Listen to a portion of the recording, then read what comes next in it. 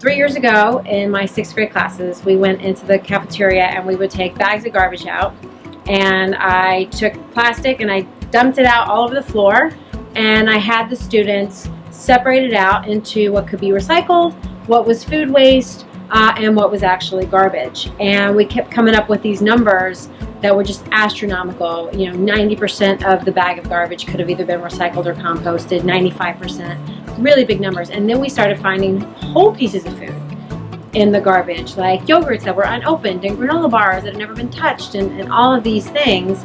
And so we landed on a project where the 6th graders would weigh the garbage, give the data to the 8th graders, and the 8th graders had to come up with an actual prototype for a composter. Green initiatives are something that are really part and parcel of who we are here at Middlebrook.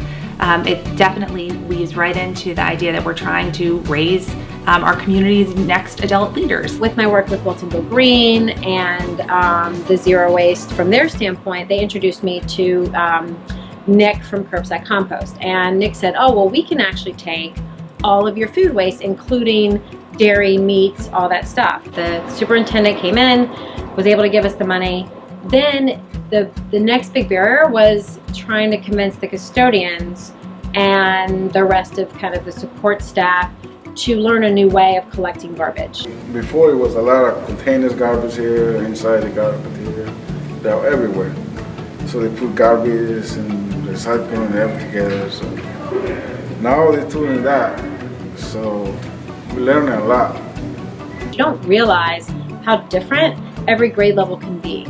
So, if you're in a preschool, elementary school versus a middle school or high school, the types and the amount of garbage that they're throwing away actually varies considerably. We actually typically have a teacher near each of the waste stations, and I do think that increases student awareness and buy-in. There was a mad rush for the stations right before recess, and kids were mad. They were like, I'm not getting to, I can't throw anything away, I'm missing recess. So really retraining them on how to use the stations. And then once that actually happened, it took a couple months, but then everything started running really smoothly. Kids know where they go. So that was a good idea to put this in here. Really good idea. When we start doing waste diversion, we think about what do we do with the waste that we have. And really what we need to get kids thinking about and whole communities thinking about is how do we have less waste in the first place. The donations piece of this was a really big piece. It turned out that the kids were taking the food that other kids weren't eating. And at the middle school level, that's really great. If they're still hungry at the end of lunch and they see a yogurt in the donations fridge, by all means. If there's a school that's trying to get out there and start this program, first you have to talk to your superintendents and administrators at each of the schools. If that message is getting filtered down to the rest of the staff, then no one has the incentive to do it. You need to understand your carding contract and really go into your carding company, talking to them about where they're flexible.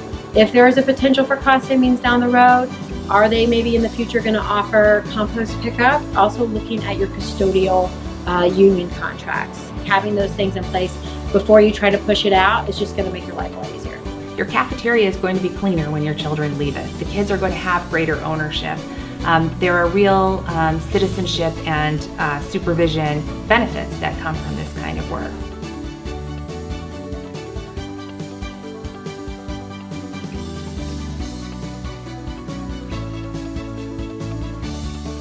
What?